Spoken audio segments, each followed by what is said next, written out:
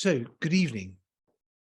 I'm so sorry that we are not meeting atom to atom, and I'm also very grateful that we are able to meet electron to electron, partly thanks to technology and our wonderful team who are organizing this, and also thanks to Antony. The reason why we're not meeting atom to atom in the National Rebel Club as planned is because Antony Beevor has COVID. He's tested positive for COVID. He assures me he's feeling okay. He's kindly agreed to do this via Zoom. And so we're going to proceed as if we were in the National Liberal Club. I'm going to introduce Antony and say a little bit about the campaign, and Antony's going to talk for a bit. And then we're going to have questions, and we have a link with which you can ask questions, which is is.gd/askbeevor, and that will come up on the on my screen, and you can either send a question that way or stick your hand up, and if I can, I shall take you live in the Zoom call. So that's the menu for this evening, and I just want to say a few things though about the campaign. We had a great fillip to our chances with the Lib Dem local election results in May, and our few months, sadly too few months of campaigning in Marylebone got us into a good second place there and turned a rock solid Tory ward into a marginal for next time. I'm heading off to Tiverton soon for what we confidently hope will be another stellar by-election success. And we've also been out and about in the Barbican and Pimlico. But we want to win the parliamentary seat of the cities of London and Westminster. Boris Johnson's doing his bit to help us, but you can do your bit too, and we'll have more about that later. So tonight's event is partly to give our hardworking campaigners some interesting food for thought. It's partly to raise money. It's partly to help Antony sell his books. Sadly, we don't have piles and piles of them at the side of the room as we would have done if this had been a physical event, but you can still order them from any good bookseller, preferably going to the bookseller and buy it there, but if all else fails, you can buy it on Amazon. This is the book, Russia's Revolution and Civil War, and I've so enjoyed reading it. And it couldn't really be more topical. A great deal of the action, very bloodthirsty action, happens in places that we're reading about right now, whether it's Crimea, other places in what's now Ukraine. And it wasn't that long ago. People often think the Russian Civil War was ancient history, but it's less than 100 years ago that the Russian Civil War was still going on. Vladivostok didn't fall to the Red Army until October 2022. So I've got loads of questions for Antony. To me, the most striking one is how on earth did the Whites manage to lose, given they were up against these appalling opponents, the Bolsheviks, who were so unpopular, so badly organized, feuding with each other, and they had so much support from so many other countries, and yet they still were able to wrest defeat from the jaws of victory. But there's a great deal more to talk about than that, and I look forward to having your questions as well. But Antony, I hope you can hear me. Yes, if you can. You can. Wonderful. Yes. Good. Oh, absolutely. So give us. I say this is just the latest in a great series of fantastic books you've written. I was gripped by Stalingrad, the Battle for Berlin, got you very unpopular because the Russians thought you were being unfair on the Red Army, and there are many other books as well. But give us an introduction to this book and to your many fans who are hanging on your every word. Right. Okay. Well, it would be a grave misunderstanding to regard the Russian Civil War, which lasted from 1917 to 1921, as a local affair. Not only did this conflict extend across the whole of the Eurasian landmass, from Central Europe to the Far East, more than a sixth of the Earth's surface, as Soviet propaganda later emphasized. it also involved countless nations in a form of proxy world war. Far from being a merely an internal conflict between Reds and Whites, it had immense geopolitical ramifications with many countries and foreign troops, British, French, American, Czechoslovak, Japanese, Italian, Serbian, Greek, and Romanian. And it affected all the former parts of the Russian Empire, including Finland, Estonia, Latvia, Lithuania, Poland, and Georgia. And the Bolsheviks' Red Army included many units of internationalist volunteers, former prisoners of war from the German, Austrian, Hungarian, and Bulgarian armies, as well as regiments raised from Chinese laborers. The death toll of around 10 million civilians and soldiers, perhaps even as many as 12 million, had major international consequences. Accounts of the horrors and destruction triggered either a frantic terror of Bolshevism or of white vengeance right across the world. The impersonal cruelty of political ideology and the frenzied violence of the enraged mob created a vicious circle of fear and loathing, which led eventually to the Spanish Civil War and then the Second World War.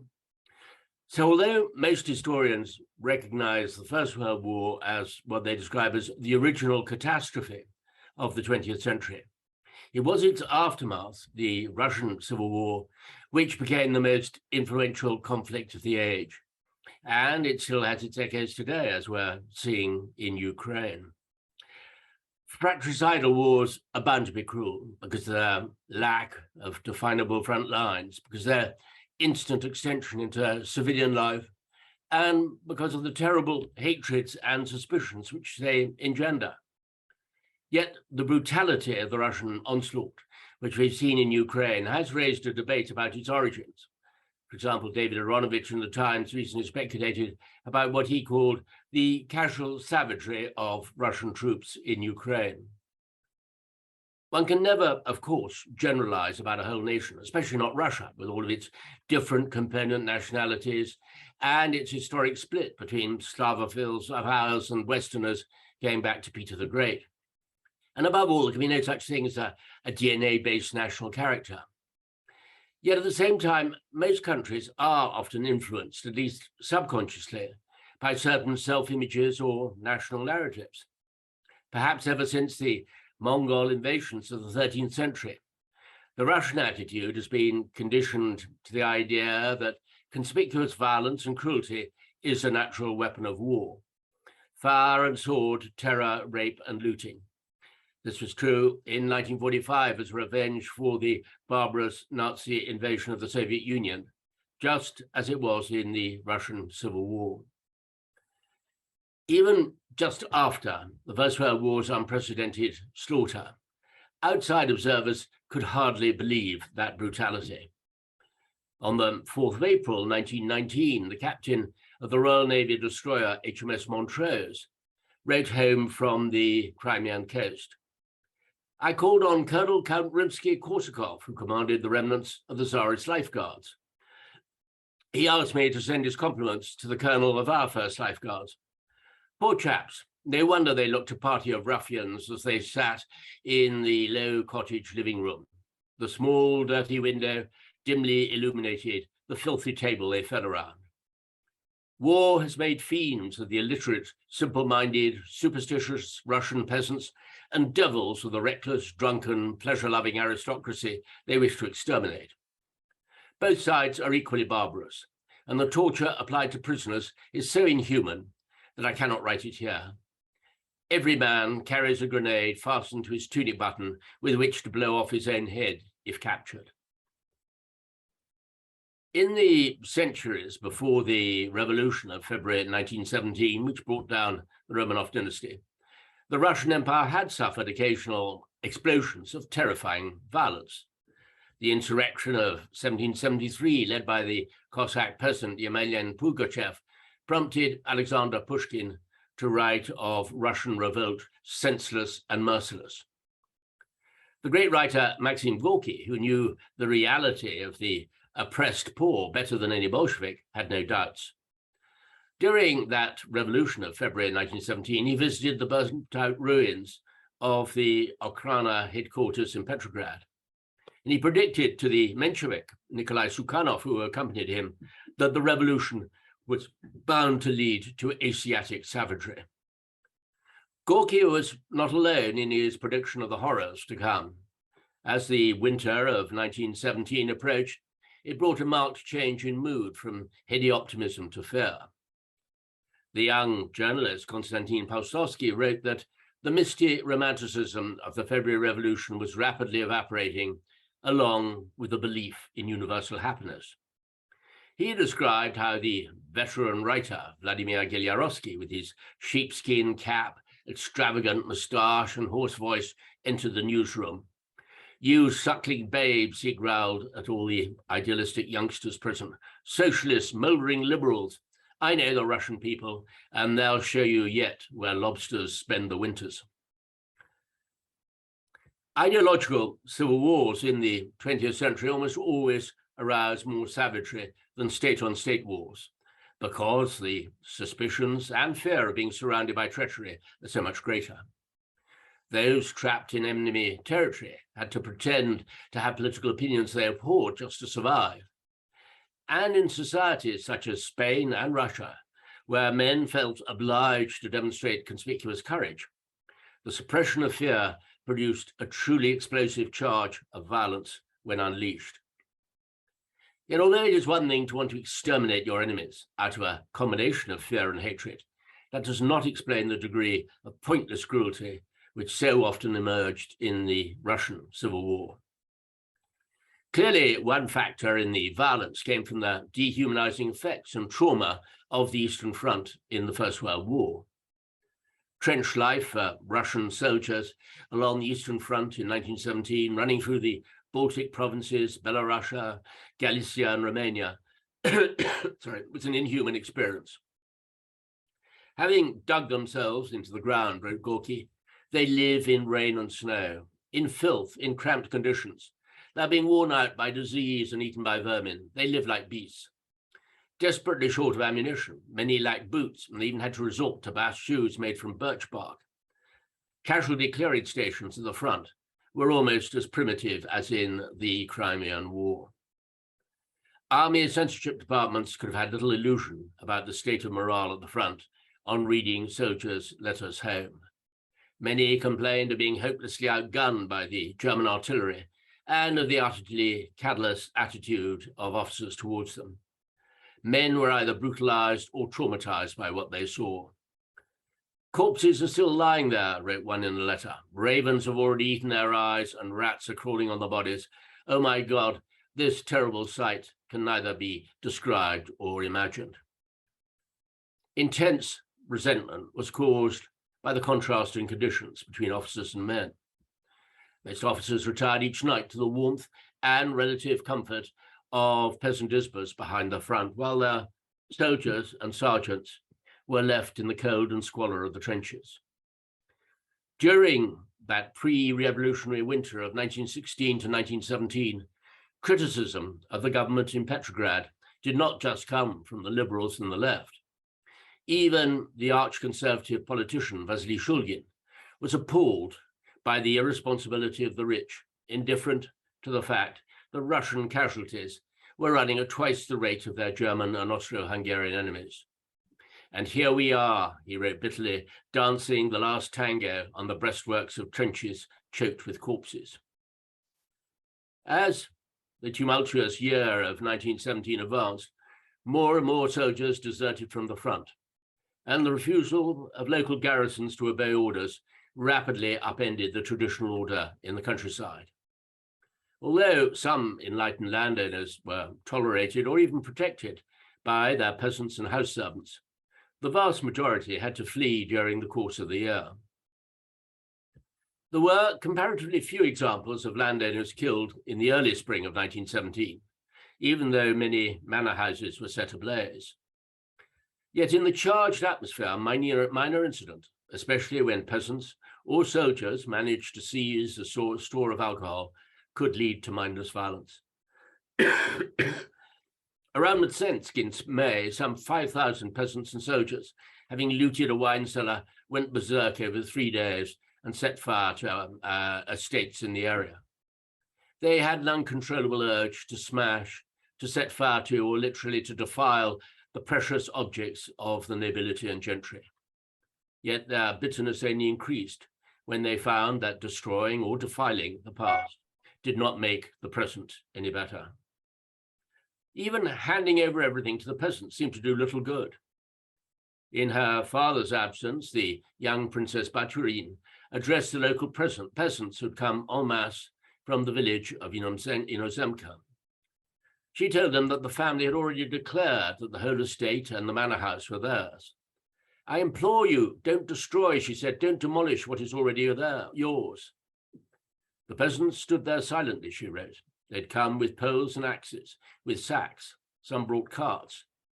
Someone in the crowd shouted out, "One landlord is gone, there will come another. Take what you can while you can." And the rampage began. They broke off the huge doors of the house, although no one could use them. They were far too big for any izba. They put into the sacks everything they could lay their hands on, tore pages from leather-covered books to use for rolling cigarettes. They tore off the padlocks from the barns and loaded and took away the grain. In less than 3 hours, the estate was empty. A horrified young Grand Duke and cousin of the Tsar admitted in his diary, "The people's hatred has been brewing for far too long." Yet it was not long before even poor peasants became victims too. A former artillery officer, Alexander Makonin, received a letter from his soldier orderly who had returned home to his small holding. The orderly recounted in this letter how a group of Bolsheviks had turned up at their izba and demanded that he surrender his only cow. "I told them," he wrote to Makonin, "that the cow was all I had left and that my youngest child needed milk, so that I could not give her to them." "Very well," they answered, "we will see to it that your brat does not need milk anymore."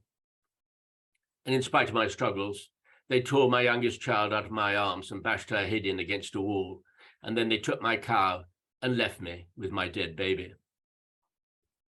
Sorry. Although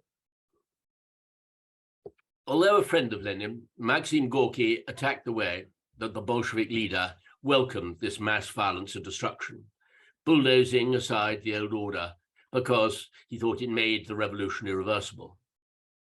Lenin had calculated that once peasants had chased off or massacred landowning families, and industrial workers had done the same to foremen, managers, and factory owners, then the workers and peasants would feel forced to defend their gains.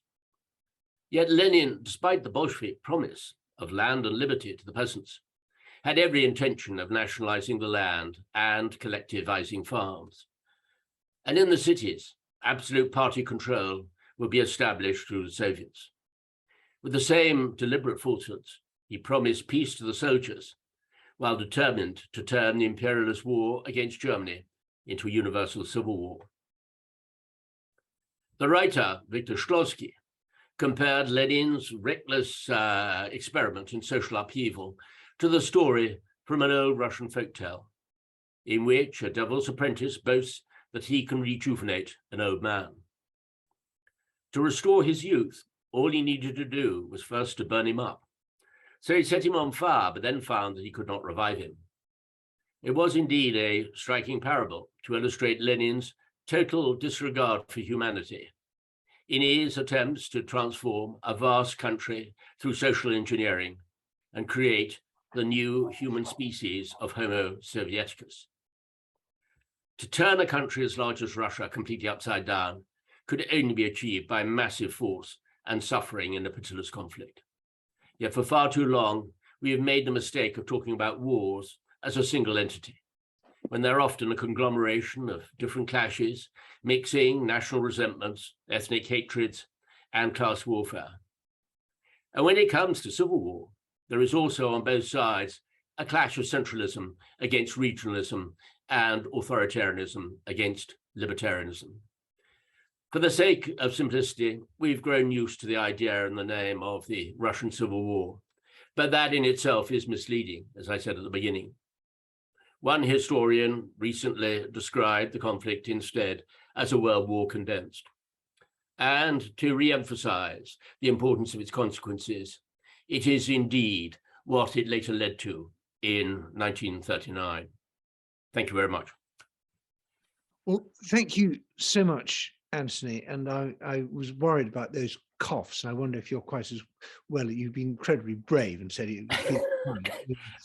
I think I'll survive, Edward. Thank you very much. Okay, I hope there's something nice in that mug. Perhaps. No, unfortunately, I can't hit the alcohol, I'm afraid, at all because of the chemo. But anyway, there we go. Well, we'll make up. We'll make up for it at some future date. Yes, yes.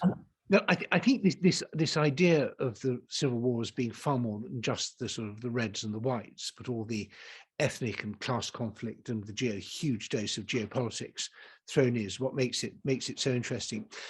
I was wondering if you could just pull out a little bit more the sort of the difference between Lenin's, as you put, reckless, malign, brilliant, sort of demonic intelligence on one side, and the Whites on the other, who seemed to be stultifyingly stupid. And it was a sort of almost a war between the brilliant but horrible and the people who were sort of horrible but very, very stupid on the other side.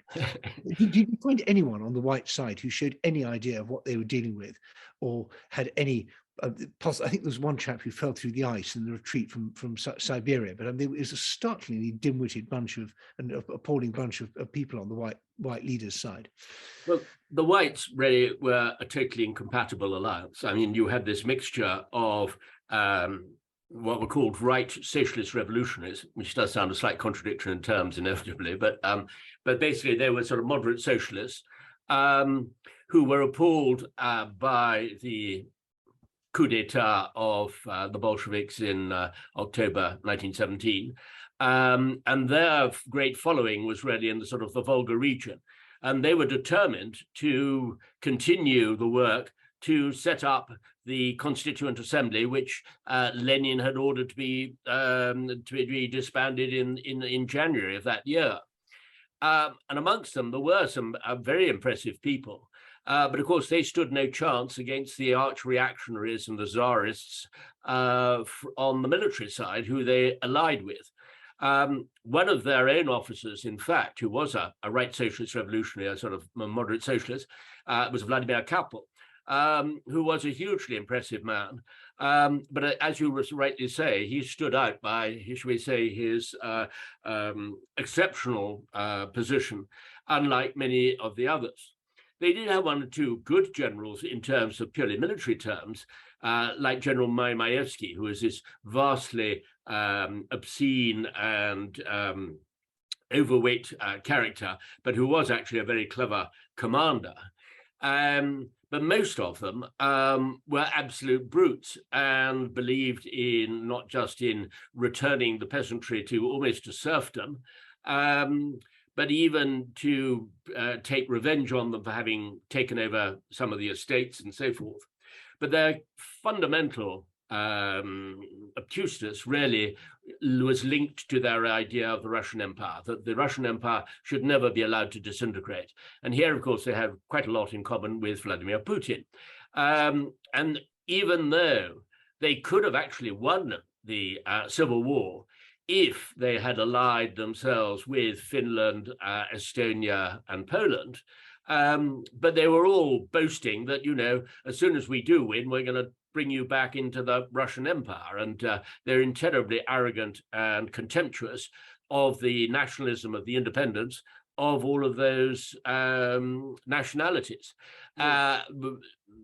Churchill simply couldn't understand how they could be quite so blunt and stupid in this particular way, but there wasn't very much he could do about it. And that is really why they stood little chance of winning, along with a number of other points, like, for example, the Reds had internal lines. They were able to reinforce their different fronts much more rapidly, while the Whites were never in any form of communication.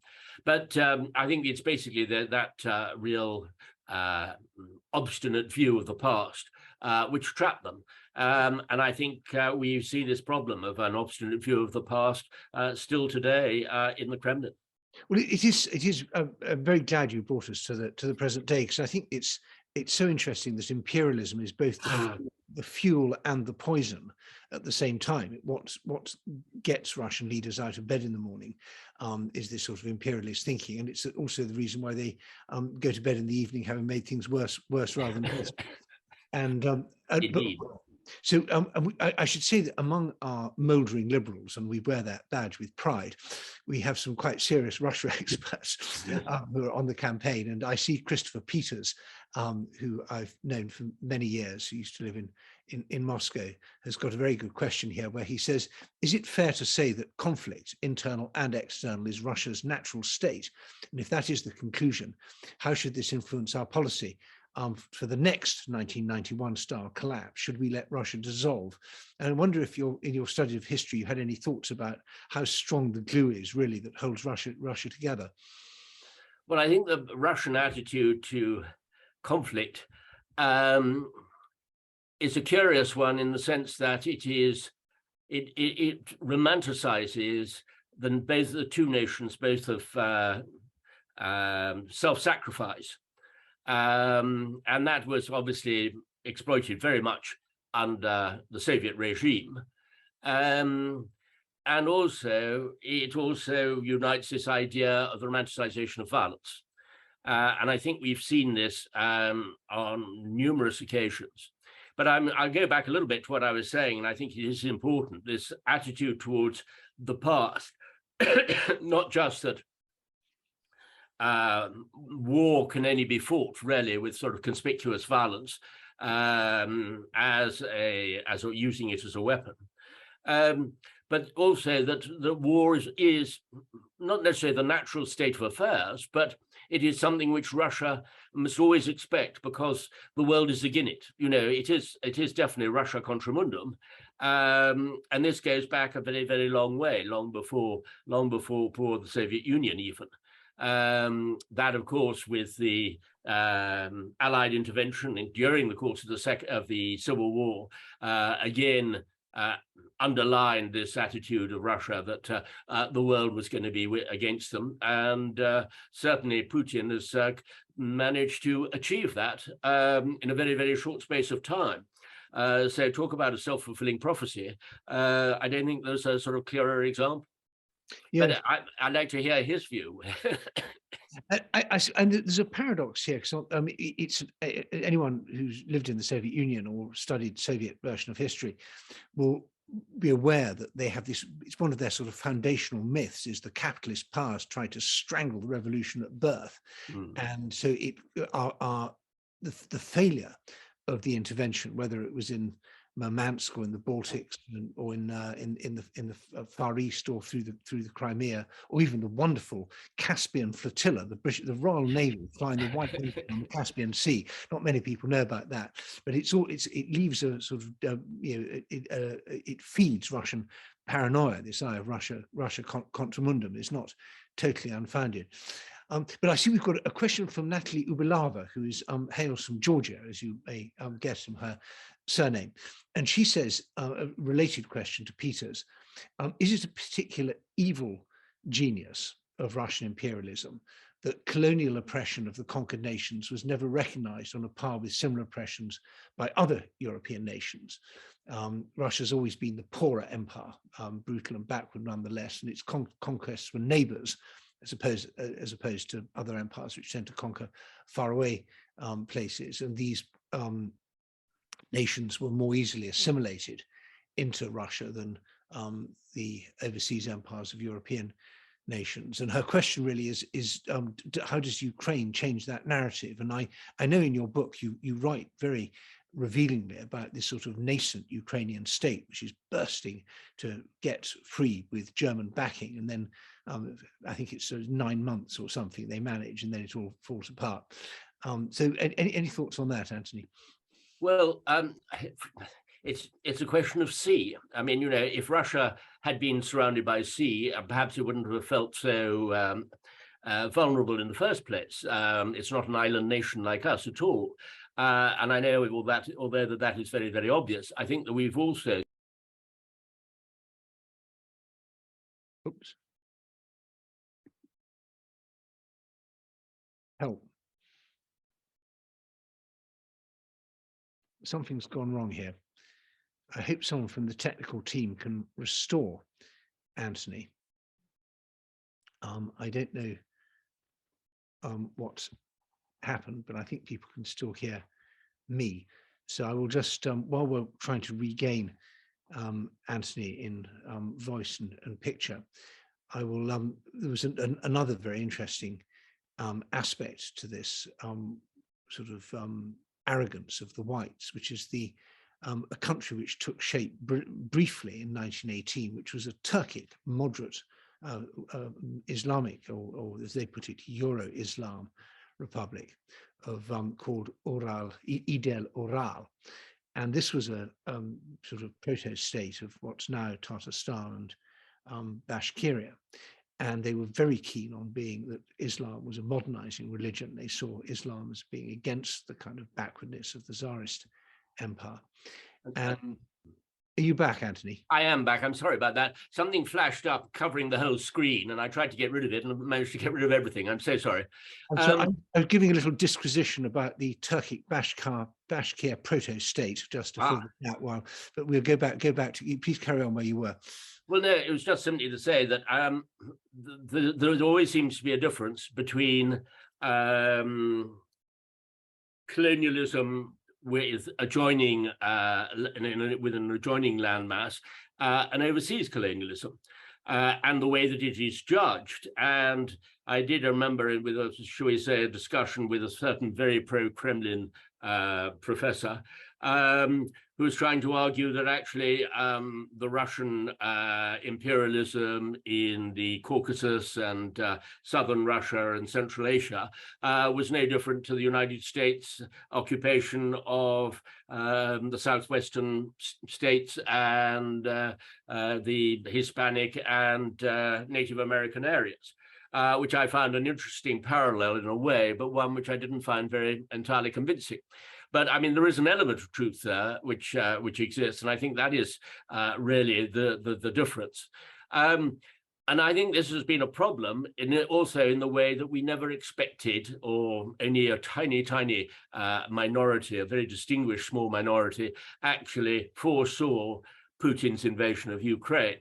In a way, there is one parallel with the 1930s. I mean, the British and the French had been so horrified by the First World War that they could not believe that anybody would want to have another European war, and that's why they did not take Hitler's threat seriously. And this happened again. I think that we made the mistake of thinking that, well, Putin's war in Chechnya and in Syria and all the rest of it doesn't count in quite the same way. Well, it should have done. And I think this was a mistake we all made. And as I say, there were very, very few people who actually realized that he would go through with it. Yes, well, it's we're all much wiser after the event, I fear. There's an interesting question from Guy de Cellier on this, saying that given what a terrible failure Russia has been, post-Soviet Russia has been far weaker than the Soviet Union, and that we're overstating things if we draw an analogy, certainly if we draw an analogy with Hitler. So we might want to reflect on that. And there's also a very good question from Ludovico Zanetti, who is another one of our activists. And thank you so much, Ludovico, to you and Natalia for all your work and support. And he has a brilliant question that the Russia we face today seems to merge the most reactionary and arrogant element of the whites with Bolshevik brutality. So we've got kind of red and white combined in Putin. And yes, absolutely. Yeah.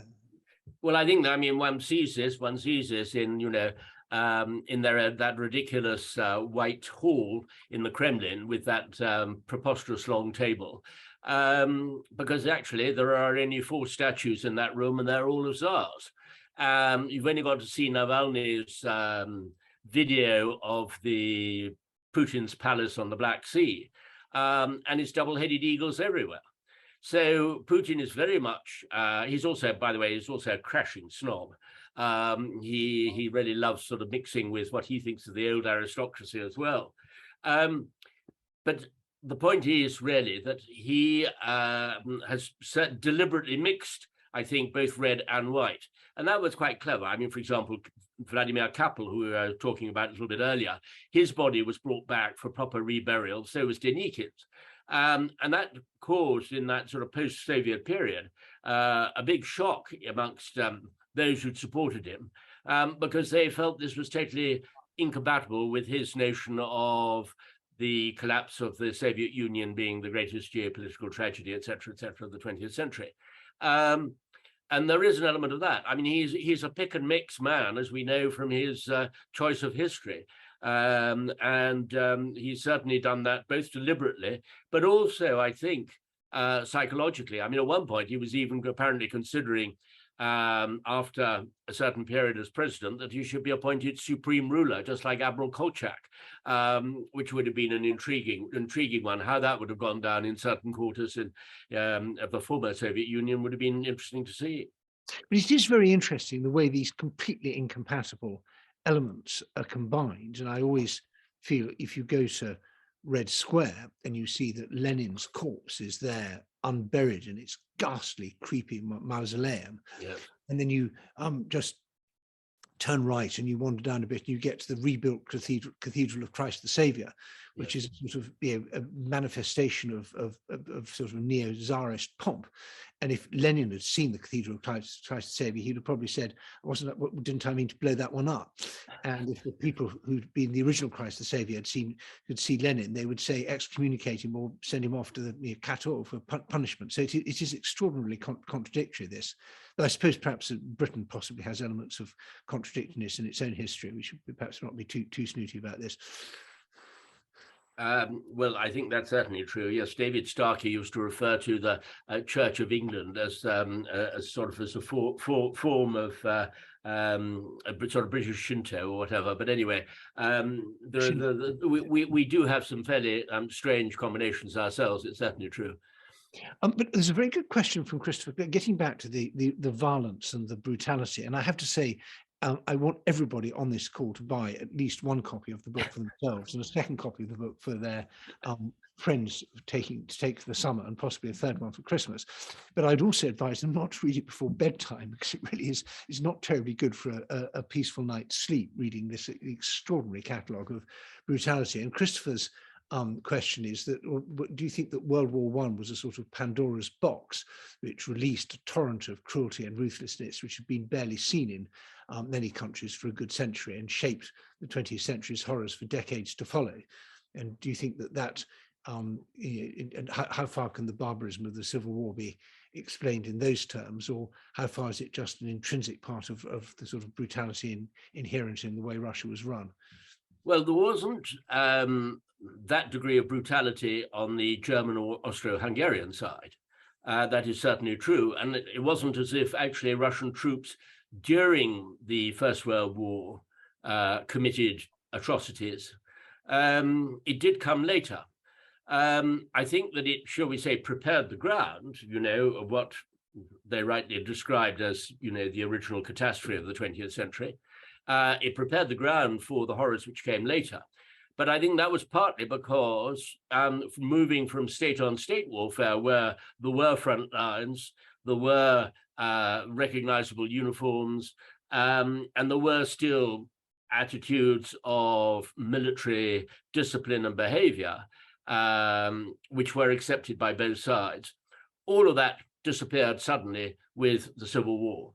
And, you have leading Bolsheviks saying, it is the law of civil war to kill the wounded.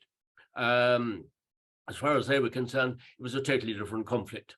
And from that point of view, I think that we see that after, if you like, the preparation in terms of everybody's sort of war weariness and sickness with war, suddenly to be forced into a new conflict where the enemy was not so identifiable and the suspicions ran deep, then you are going to get that knee-jerk reaction of fear. And fear actually, of course, is the main element within violence. It's really what triggers the worst aspects of it in warfare.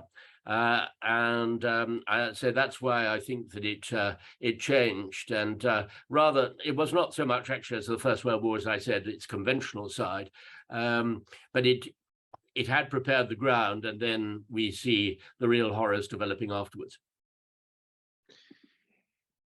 Yes, I think that there's the idea of preparing the ground and then someone else sowing stuff on it is exactly the right sort of metaphor. But I think we've talked a lot about what was happening inside Russia, and David Lloyd, hello David, another great friend of ours, has said, could you just talk a bit more about the Allied intervention, because it was very extraordinary wide range. We had I mentioned some of the British forces, but I think we had Italians both in the Far East and poor things up in Murmansk. We had Czechoslovak legions stranded on the Trans-Siberian Railway wanting to go home. There were Polish forces.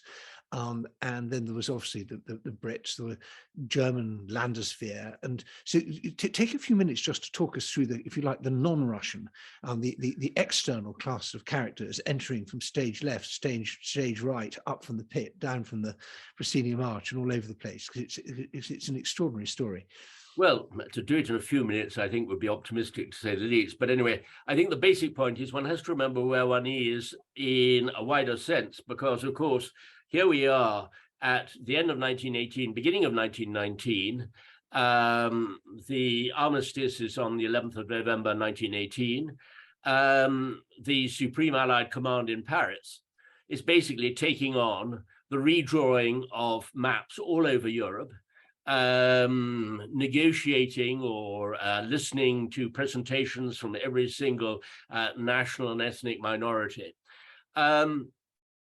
And then in January, Woodrow Wilson is alarmed at the way that the Russian Civil War is developing.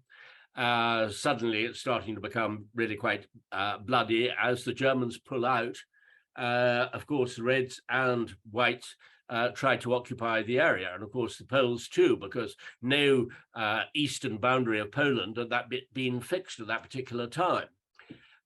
He, just before leaving, he said, right, well, let's organize a conference on the Principal Islands, on Prince Islands in the Sea of Marmara. But both Reds and Whites refused to have anything to do with it. And this actually gave, it seemed, an opportunity to the two most fervent anti-Bolsheviks of Clemenceau and Winston Churchill, who had just been appointed Secretary of State for War. And Lloyd George, although he was wrong in many ways, I think his basic instinct was absolutely right, that to get involved in a civil war and certainly to send troops in and put boots on the ground would be disastrous.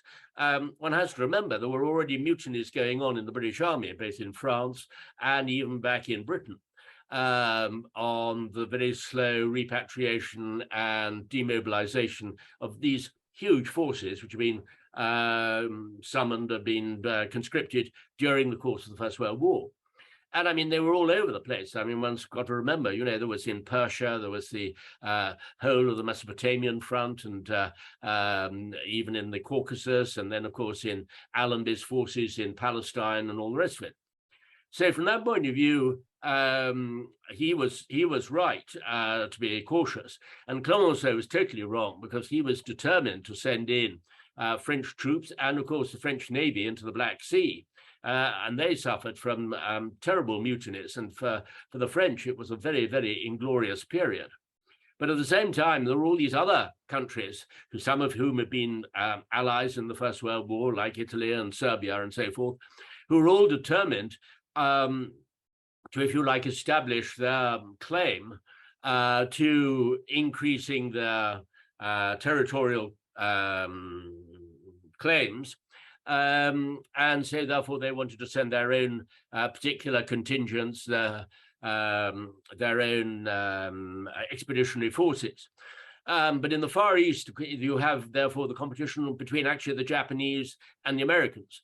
The Japanese, who were an ally in the First World War, actually didn't really do any fighting apart from just taking over German colonies on the Chinese coast. But they were actually interested in taking over as much of Siberia as they possibly could.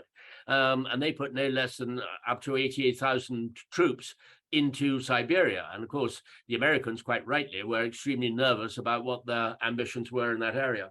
So yes, I think that should give a very brief, rough idea of quite how complex the situation was during this particular period.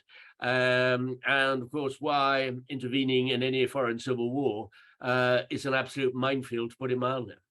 And of course, what's so interesting is that none of this was dressed up or motivated by any sort of humanitarian thing. If this sort of thing was happening now, you'd be having people saying, let's have a humanitarian corridors for refugees, let's try and get drain out, let's protect the, or even maybe let's protect the rules-based international order. But it was, with the possible exception of Woodrow Wilson, I don't think anybody was motivated by anything but the most impure of motives, really.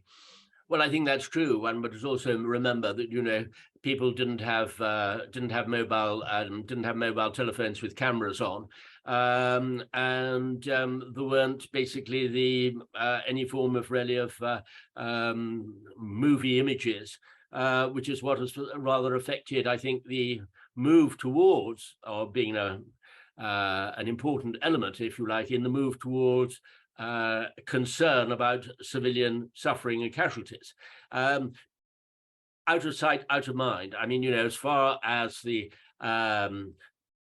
probably hundreds of thousands who died of the refugees, of typhus, of freezing to death in Siberia, on the Trans-Siberian Railway or anything like that, you know, people were unaware, and there were one or two very distinguished journalists, it's true, there.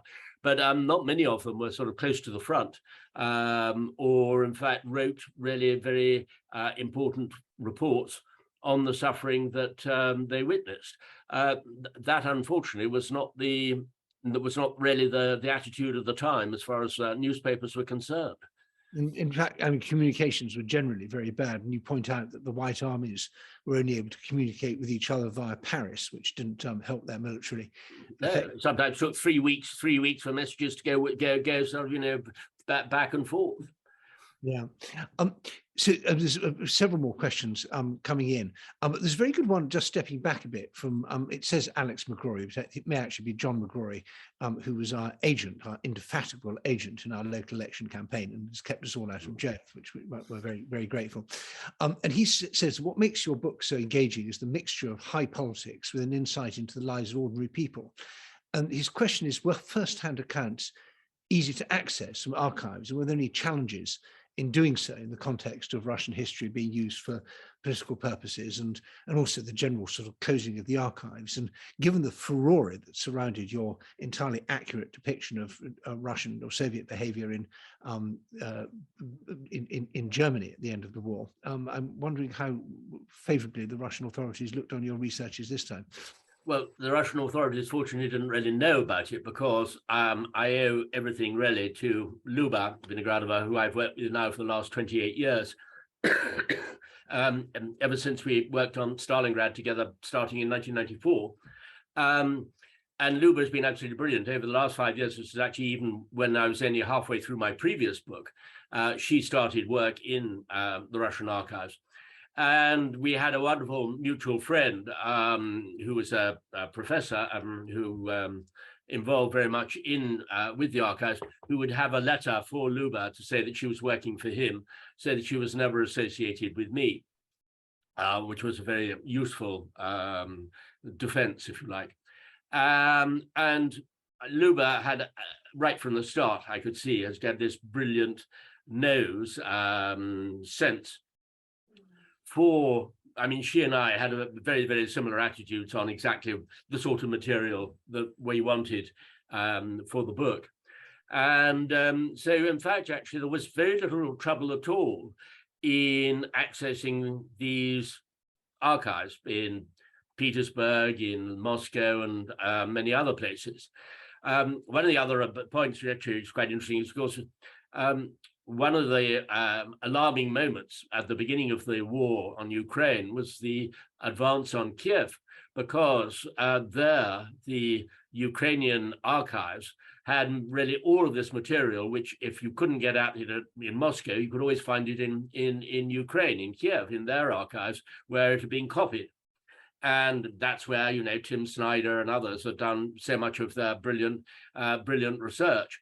And in fact, our Ukrainian colleague, who's he in fact, of course, had to leave his archive card behind and get his family over the border, and then he's still fighting near Kiev. Sorry, Kharkiv. So that was a moment where, of course, one thought, my God, will the Russians, if they do seize Kiev, will they take all the Ukrainian archives there back to Moscow to make sure that foreigners can't see them? But fortunately, that proved not to be the case. But the interesting thing is that they were far more sensitive about the Second World War and the sources there than they were about the Russian Civil War. I was expecting Luba to have many more problems, but in fact, she hardly had any at all. So there is, I mean, part of it I think has come about actually, in a way, bizarrely, thanks to Putin, and this sort of double-headed attitude, if you like, towards the past, yes, and towards the Russian Civil War. You're absolutely right. I think this idea that both sides were absolutely brilliant is the sort of Putin line on this. And the whites were noble and romantic and Christian. That was great. And the Soviets were great because they set up the greatest country there's ever been. And it's sort of completely bizarre trying to put it's like putting fire and water side by side. But that they do manage to do that. But there's an excellent question which I should have got to earlier, but I flicked past it by mistake, from Annie. James, and which is about anti-Semitism, because this comes up almost on every page. And then they massacred the Jews, and this does. I mean, one could feel that everybody was a loser in a way in this war, but the absolutely sort of cataclysmic suffering was borne by the Jewish population, who had because nobody was defending them. The foreigners weren't defending them, the Reds weren't defending them, the Whites weren't defending them.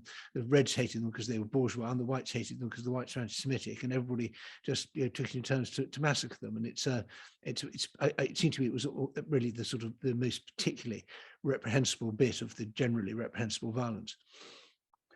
Well, that's absolutely true. I mean, it was worse in sort of Ukraine than almost anywhere else. I mean, I talk about the way that the whites particularly used it as a form of vengeance almost, or when they were going to have to give up a city as the Reds advanced. And for example, take Kolchak's Northern Army when they were forced to leave Yekaterinburg. Then they massacred some 2,200 Jews in this sort of bitterness of defeat.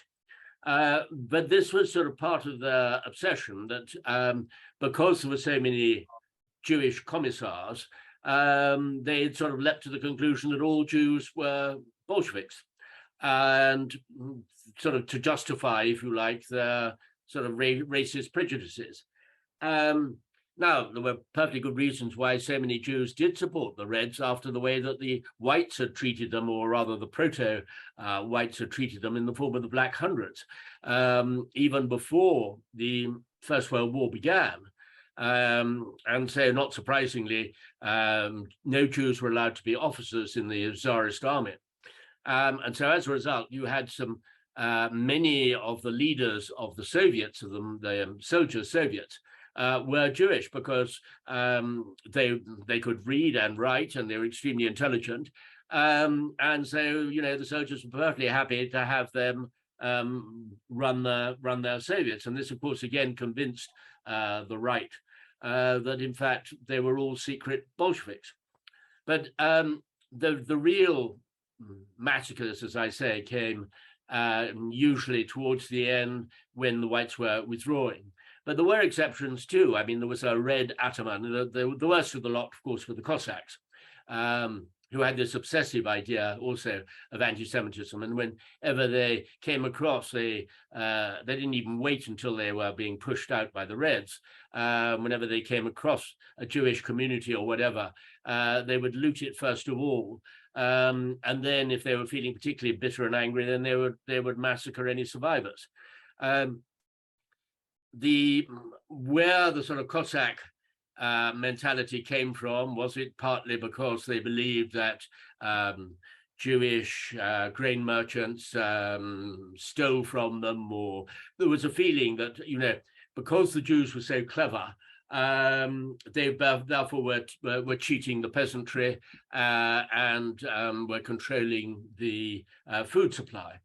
And this was something which I think that I can't remember whether Anne Applebaum brings into her book of the Great Famine, but some of the Bolsheviks started passing rumors around that actually the shortage of food in Ukraine in the 30s during the famine was entirely due to the Jews. So one actually found an anti-Semitic card actually being played by the Stalinist authorities at that stage, which may have contributed to the reason why a minority of Ukrainians did actually support the Nazis when they arrived, thinking that this was going to be their release from the Soviet sort of prison camp, if you like, but they changed their minds pretty quickly as soon as they realized what the Nazis were going to do and what they were doing, both to ordinary Ukrainians as well as to the whole of the Jewish population.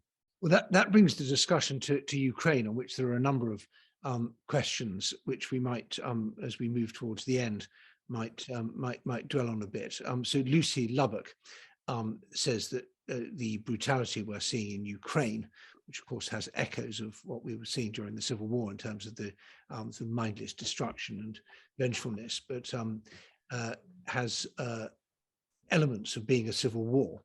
And how far should one see Ukraine as a civil war as opposed to being a war between two countries?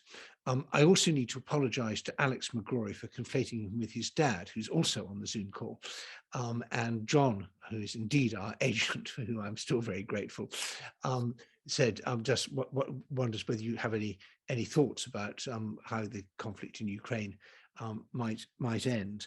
And I suppose I might throw in one myself, that in all your, do you see places leaping out from the modern map of the war in Ukraine that had particular significance during the Civil War? Well, yes, historians having to predict the future is always sort of slightly ironic, but it seems to be the standard form. I think it can play out in sort of 4 or 5 different ways. There's no doubt about it. I think probably you too, Edward, would certainly agree with Anne Applebaum and those who argue against any idea of the off-ramp, the idea that Putin should be allowed to save face. If Putin is allowed to save face and say do a partial pullback, then there will be another attack later. I mean, it will be recule pour mieux sauter later. And that, in fact, rather, as we say, Minsk 2 or whatever, is not going to solve the problem at all. And Ukraine will be in a desperate position, because who will want to invest in Ukraine if everybody is just waiting for the next time that Russia attacks again? So there has to be a definitive ending, in the sense that it's got to be a sort of clear cut from one way or the other. There's no way that Ukraine can accept, if you like, it might be able to accept, say, a partial loss of territory which it has already lost, particularly in the Donbass or Crimea. But it's not up to the West to force a solution or a formula on Ukraine, because otherwise I think it'll be like Munich, it'll be like the forcing Czechoslovakia to accept the loss of the Sudetenland. And I think that is both morally wrong, and the idea that sort of for the reasons of realpolitik, of course argued by Kissinger, for reasons of realpolitik, that it may be good for the rest of the world, is not necessarily true, because if we allow this sort of aggression to succeed, particularly in a world where authoritarianism is growing rather than diminishing, then I think we're just storing up problems for the future. Well, thanks so much for that. Anyone who is expecting a vigorous disagreement this evening is going to be disappointed. I'm afraid I completely support that. A final question, I think it may be final because we were running out of time. It's another one from Christopher Clement Davis, and it's just about what it's like writing history these days. And do you feel the so-called cancel culture blowing its cold breath down your neck? I guess you have been cancelled in Russia, and if I'm not mistaken, I think you were banned in Ukraine at one point for something. They're possibly not on a imprecise reading of your work. But give us some more general thoughts on what it's like being a historian in this sort of febrile and rather polarized intellectual climate we live in now. Well, very quickly on that Ukrainian bit, it was rather ridiculous. It was actually what they were complaining about was a translation by Russian publishers as Bucharacticus, which for an edition which was sold in Russian-speaking areas of Ukraine. So I was not in any way responsible for that. But anyway, I did find myself in rather an extraordinary position that, having been condemned for lies, slander, and blasphemy against the Red Army by both the Russian embassy and government, I then found that the Russian embassy was supporting me against Ukraine when the Ukrainians wanted to cancel the book. So, I mean, but that was just, as I said, that was just laughable. But you're absolutely right. I fortunately, and when one's writing about history specifically of a particular period, with fortunately no element of slavery or colonialism in the, shall we say, accepted sense of the term involved here, I don't feel very vulnerable in that particular way. But I am always appalled at this idea that it seems to be the great fashion today amongst the younger generation that one should impose the values of and the judgments, if you like, of today on earlier periods when they were simply irrelevant. And for me, I think that is ahistorical. It is, in fact, it's historical illiteracy. But I'm afraid it's something which is gathering force in a way, that somehow we've got to change the past, which is preposterous, you know. The debate has now even reached into the question of classical studies. You know, should we study Greece and ancient Rome when in fact they had slaves? And, you know, should we therefore sort of cancel them as a culture? I mean, when it's got to that stage, one really does fear for the future of education.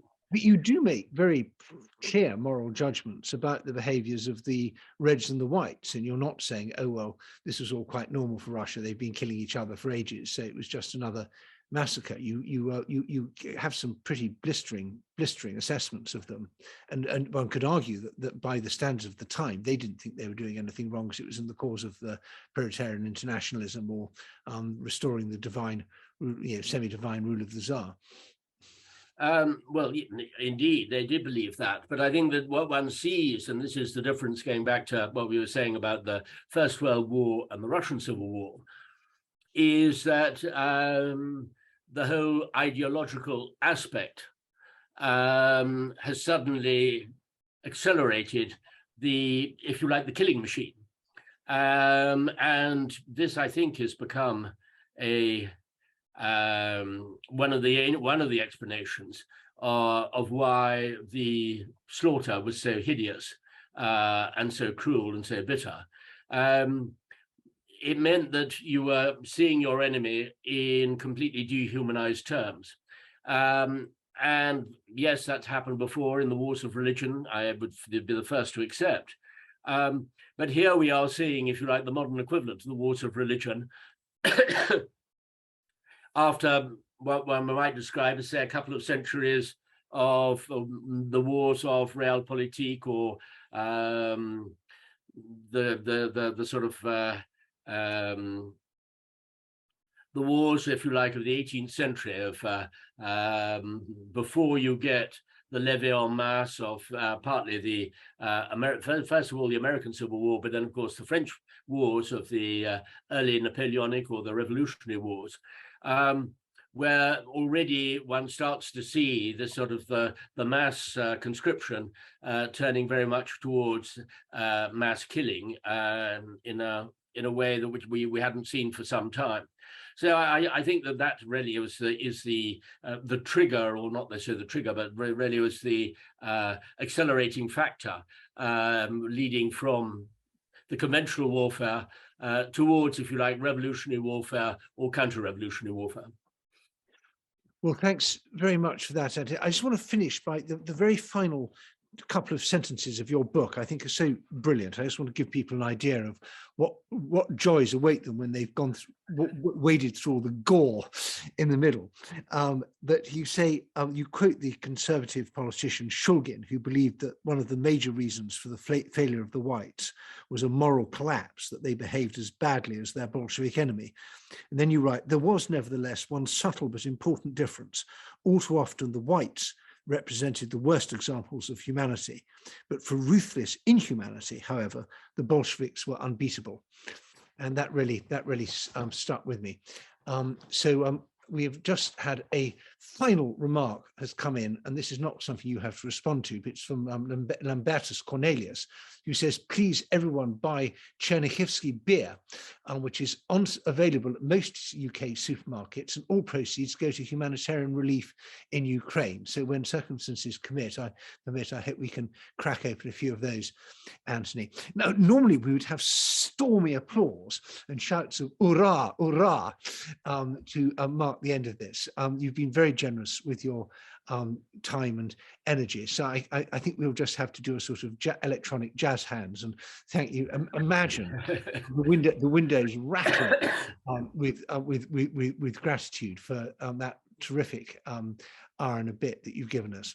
And I think it's now my pleasure to hand over to a couple of my Lib Dem colleagues, who I hope are on the call, who are going to deliver a few more messages. And you're very welcome to stay on if you want to see what democracy is really like in action. Indeed. Or you can apply a cold compress and have some tea. So I think, Rebecca, is it over to you next? I believe that someone is going to jump in unmuted. If not, I'm expecting Rebecca and Jonah at any moment. Hi, Edward. Can you hear me? Yes. Fantastic. I'll happily take the lead. Thank you so much. You both are very tough act to follow. But I'll try and get this off briefly. Of course, your attendance is, and I'm now addressing everyone on the call. Of course, your attendance is exceptionally valued, as are your donations and your time. But the main reason we're all here is to get Edward elected to the seat coming the next general election, which, as of today, might be sooner than anticipated. And with regards to doing that, the way for you to help us most is clear. We've got a volunteer page on the website, be it activism, technical skills, fundraising abilities, the ability to manage volunteers.